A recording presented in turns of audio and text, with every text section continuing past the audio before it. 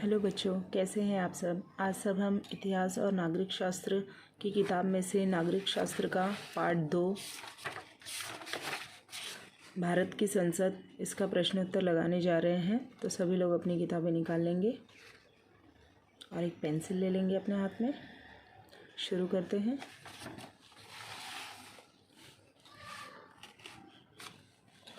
आप लोगों का पहला प्रश्न दिया गया है, निम्न विकल्पों में से उचित विकल्प चुनकर वाक्य फिर से लिखो, है ना।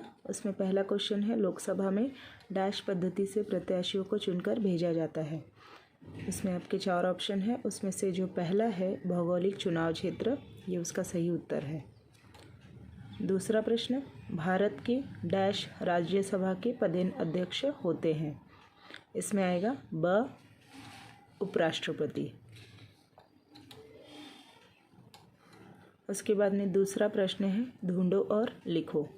लोकसभा और राज्यसभा सदस्यों को इस शब्द से संबोधित किया जाता है।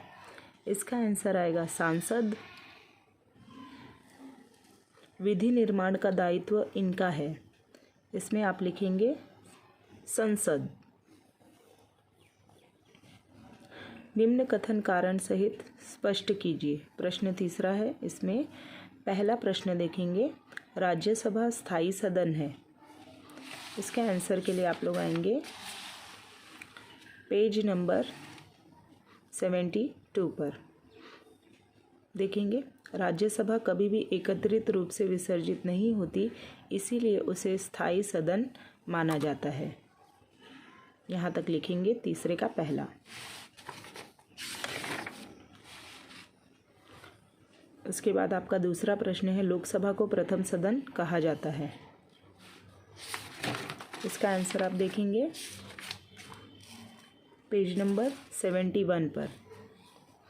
भारतीय संसद के कनिष्ठ और प्रथम सदन को लोकसभा कहा जाता है। लोकसभा संसद का वह सदन है जहां प्रतिनिधि लोगों द्वारा सीधे चुनकर आते हैं, इसीलिए लोकसभा को प्रथम सदन कहा जाता है। यहाँ से यहाँ तक आप लिखेंगे तीसरे का दूसरा। उसके बाद नेक्स्ट है प्रश्न क्रमांक 4, निम्न प्रश्नों के उत्तर 25 से 30 शब्दों में लिखो। उसमें आपका पहला प्रश्न है, लोकसभा सदस्यों का चुनाव किस प्रकार किया जाता है। उसके लिए भी आप आएंगे पेज नंबर 71 पर।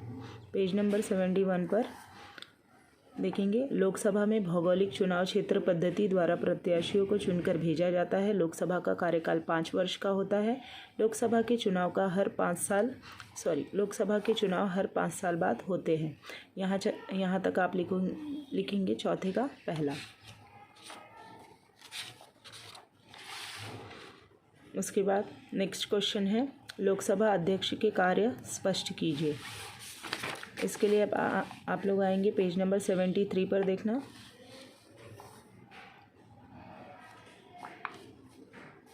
अध्यक्ष को संसद की कार्यवाही सुचारू रूप से चलाना, संसद की गरिमा बनाए रखना, कार्यवाही विषयक नियमों का अर्थ स्पष्ट करके उसे चलाना आदि कार्य करने पड़ते हैं।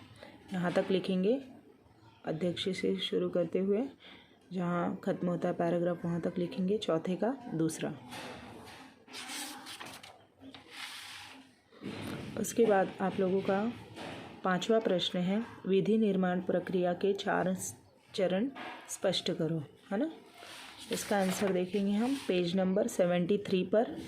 पेज नंबर 73 पर इसका आंसर थोड़ा बड़ा है, तो यहाँ से लगाएंगे प्रथम पठन।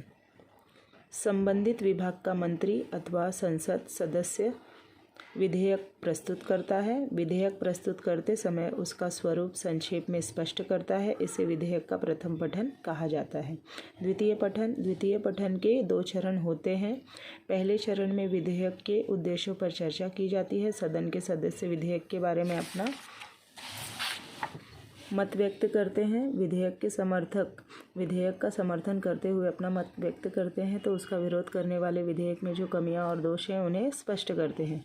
सदन में विधेयक पर चर्चा होने के पश्चात आवश्यकता महसूस होने पर विधेयक एक समिति को भेज दिया जाता है। समिति उस विधेयक को निर्दोष बनाने के लिए सूचना और संशोधन का प्रतिवेदन सदन को भेज देती है।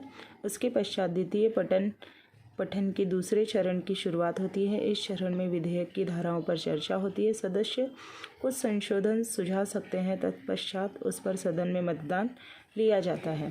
तृतीय पठन के समय विधेयक पर फिर से संक्षेप में चर्चा होती है। विधेयक की मंजूरी प्रस्ताव पर मतदान लिया जाता है। विधेयक को आवश्यक बहुमत से मंजूरी मिलने पर सदन द्वारा विधेयक पारित हुआ ऐसा माना जाता है। यहाँ तक पूरा आप लगाएंगे 5वें प्रश्न का उत्तर। ठीक है, ये आंसर बड़ा है लेकिन इसमें बिल्कुल भी काट छाट नहीं करनी है, इसको जैसे बताया वैसे ही लिखना है। प्रथम पठन से लेकर के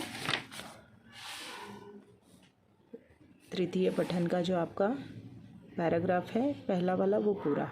ठीक है, ये आपका 5वें प्रश्न का उत्तर है। इसको आप कंप्लीट कर लेना। धन्यवाद।